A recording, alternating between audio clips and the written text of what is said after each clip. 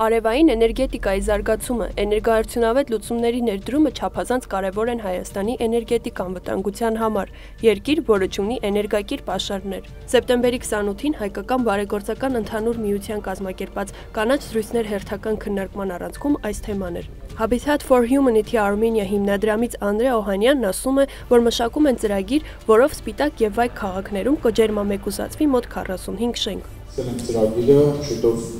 կունենան առաջ տուլի ջերմամեկուսացման աշխատանքները, որով 9 շենք, 5-ը Վայքում, 4-ը Սպիտակում ջերմամեկուսացվելու են տանիքները եւ բավականին մեծ խնայողություն կունենան այդ շենքերի բնակիչները։ Նախագծի արժեքը 1,7 միլիոն եվրո է, որից 1,35 միլիոն եվրո տրամադրելու է Եվրամիությունը, իսկ Սպիտակի եւ Վայքի քաղաքապետարանները մնացածը։ Արևային էներգիայի ներուժը գնահատող համաշխարհային հորիզոնական ճառագայթման քարտեզում Հայաստանը լավ դիրքերում է, ասում է Անդրեա Օհանյանը։ Տարեկան ունենք մոտավորապես 1700 կիլովատ-ժամ մեկ քառակուսու վրա, որի օրական գումարը կազմում է 4,5 կիլովատ-ժամ։ Մենք ունենք մոտավորապես 2500 միջին արևային ժամ, բարձր եւ ունենք 1720 կիլովատ-ժամ մեկ քառակուսի վրա ճառագայթող էներգիա, որոշ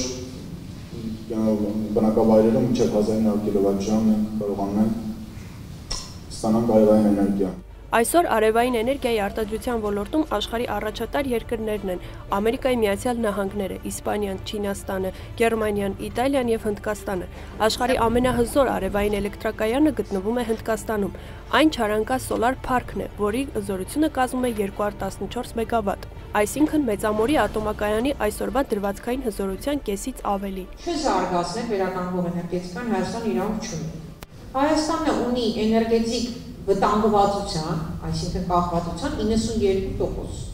Այսինքն մեր ամբողջ սպառած էներգիայի 92%-ը կայուն չի։ Վերականգնող էներգետիկան էնդեմիկ աղբյուր է եւ չի բերում շրջակա միջավայրի աղտոտում եւ գլոբալ կլիմայի տաքացում։ 2020 թիվ գնահատվեց, որ մենք կարող ենք 1500 մեգավատ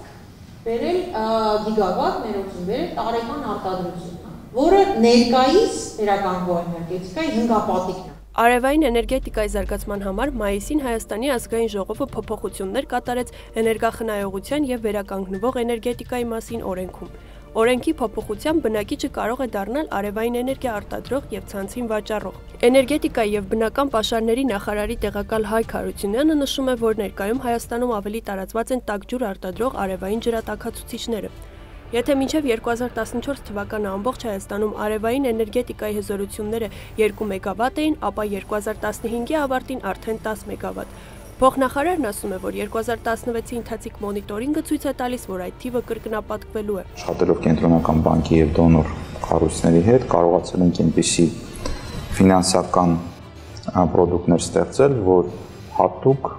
նախատեսված լինեն այս տեխնոլոգիայի համար։ Այն իրենից ենթադրում է, որ բնակիչը սկզբից ներդրում չպետք է անի, վարկի եւ տոկոսի տևողությունը այնպես պետք է լինի, որ մարդն իր խնայողությունից կարողանա կապիտալ ներդրումը մարել։ Եվ այստեղ բնակիչը ինքն իրեն հարցնում է, ես ինչու ամեն ամիս պարզապես տամ օրինակ գազի համար վճար, եթե ես կարող եմ 3-ից 6 տարի օրինակ այդ վճարը տամ սարքի համար եւ այնուհետեւ 2 տասնյակ տարիներ անվճար ունենամ տաք ջրի աղբյուր։ Նոր տեխնոլոգիան, որ էներգետիկայի եւ բնական պաշարների նախարարությունը Հայաստանում ուզում է զարգացնել, ֆոտոէլեմենտներով տեխնոլոգիաներն են, որոնք արևի էներգիայից ստանում են էլեկտրաէներգիա։ Այս տարի մայիսին մենք անցկացրեցինք շատ առաջադեմ բարեփոխումների փաթեթ ազգային ժողովում, որը իրականում շուկան ազատականացրեց, հարկերից ամբողջովին ազատեց եւ ամենակարևորը թույլ տվեց նակչին իր ստացած էներգիան վաճառել ցանցին։ Այստեղ խնդիրը արևային տեխնոլոգիաների կայանում է ընդհանրապես մեկ բանում հիմնականում, որ դուք ստանում եք էներգիա այն ժամանակ, երբ որ արև կա։ Բայց գիտենք, որ մենք օգտագործում ենք էներգիա ոչ միայն այն ժամանակ, երբ որ արև կա, երեկոյան հիմնականում։ Հարությունյանի խոսքով կարիք կար ավելցուկային էներգիան, որ ցերեկը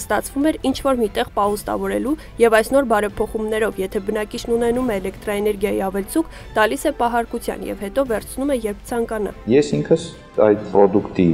օգտագործողն եմ, ես իմ տանը տեղադրել եմ, բավականին գոհ եմ։ Առաջինն էր, որ այդ product-ին դիմեց ֆոտովոլտաիկ կայանի համար,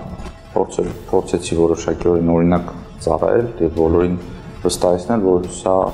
բավականին լավ բան է եւ խրախուս եմ դիմեն։ Ամեն օր ես նկարներ եմ ստանում մարդկանցից, տեղադրող կազմակերպությունից, ֆինանսավորող կազմակերպությունից, որ սա էլ արեցինք, ստեղ էլ տեղադրեցինք եւ այդ փոքր քայլերով մենք իրականում ստեղծում ենք էլեկտրաէներգիայի աղբյուր, որը բավականին մեծ արժեք ունի։ Ինչ վերաբերում է հանրության այն մտավախությանը, որ արևային էլեկտրաէներգիա դժվար կլինի ստանալ աշնանը եւ ձմռանը, Հարությունյանն ասում է, որ խոսքը 100%-ով խնայողության մասին չէ։